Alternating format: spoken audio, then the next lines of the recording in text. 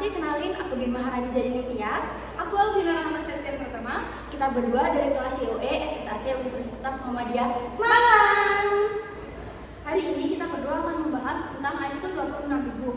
Apa sih ISO 26000 dan apa aja bentuknya, bisa dijawab? Oke. Jadi ISO 26000 adalah standar internasional yang memberikan panduan tentang tanggung jawab sosial terhadap organisasi. Nah, ISO sendiri itu diterbitkan oleh International Organization for Standardization pada tahun 2010. ISO ini beda loh dengan ISO lainnya seperti ISO 9001. Bedanya apa? Jadi bedanya kalau misalnya ISO 26000 itu tidak untuk sertifikasi, jadi hanya panduan tanggung jawab sosial untuk perusahaan. Nah, ISO sendiri ini cocok untuk semua jenis organisasi seperti pemerintah, perusahaan, NGO, dan lain-lainnya. Jadi intinya menurut kamu itu ISO 26000 itu mengajarkan tentang cara jadi organisasi yang beretika dan berdiri sosial ya? Iya, betul sekali. Nah, di dalam organisasi itu pasti punya prinsip ya. Di ISO 26000 itu ada berapa prinsipnya dan apakah bisa dijelaskan? Oh iya, jadi di ISO 26000 kita punya 7 prinsip. Yang pertama akuntabilitas, transparansi, perilaku etis, menghormati para pemangku kepentingan atau stakeholder, kepatuhan terhadap hukum, menghormati norma internasional, dan menghormati hak asasi manusia. Oh, jadi intinya itu kalau perusahaan telah menerapkan ketujuh prinsip tersebut, itu kemungkinan mereka sudah punya culture yang sehat dan bertanggung jawab serta secara sosialnya ya. Iya, betul sekali. Oke.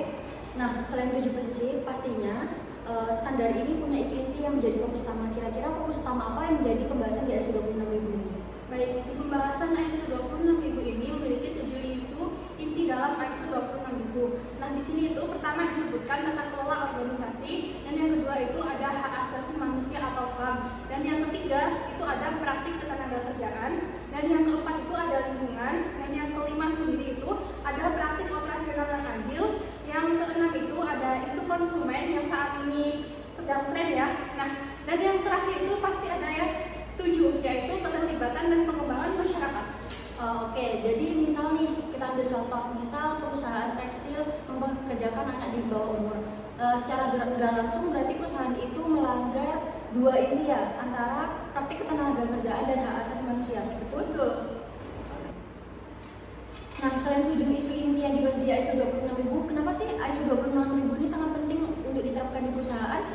Sangat penting dikarenakan ISO 26000 ini memiliki dampak positif untuk diterapkan terhadap perusahaannya.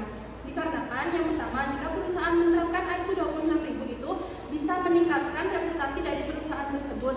Yang kedua itu bisa meningkatkan loyalitas perusahaan terhadap pelanggannya dan terhadap karyawan dari perusahaan tersebut. Dan yang ketiga itu bisa membuka peluang bisnis baru, terutama dengan mitra yang juga menerapkan CSR. Dan yang terakhir atau yang keempat itu berkontribusi terhadap tujuan pembangunan keberlanjutan dari perusahaan tersebut. Oke, jadi di era sekarang konsumen itu makin peduli sama isu-isu sosial dan isu lingkungan. Nah, kalau misalnya perusahaan tidak menerapkan ISO 26000, mungkin dia bisa ketertinggalan dari pasar. Jadi itu ya teman-teman, kenapa ISO 26000 itu sangat penting untuk diterapkan di perusahaan. Jadi yang terakhir itu kita berdua akan membawakan tentang tantangan dan tips dari implementasi ISO 26000. Nah, kira-kira apa sih tantangannya dan kira-kira apa sih tipsnya untuk perusahaan?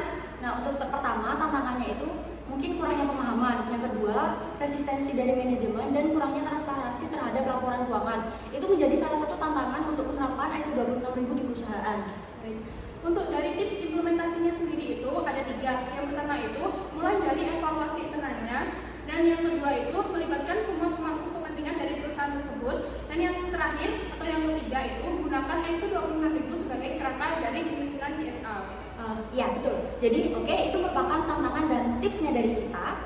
Jadi itu gambaran tentang ISO 26000. Intinya ini bukan tentang standar tapi kompas moral bagi organisasi. Yuk dorong lebih banyak perusahaan untuk bergerak ke arah yang lebih bertanggung jawab lagi. Oke, sekian. Terima kasih.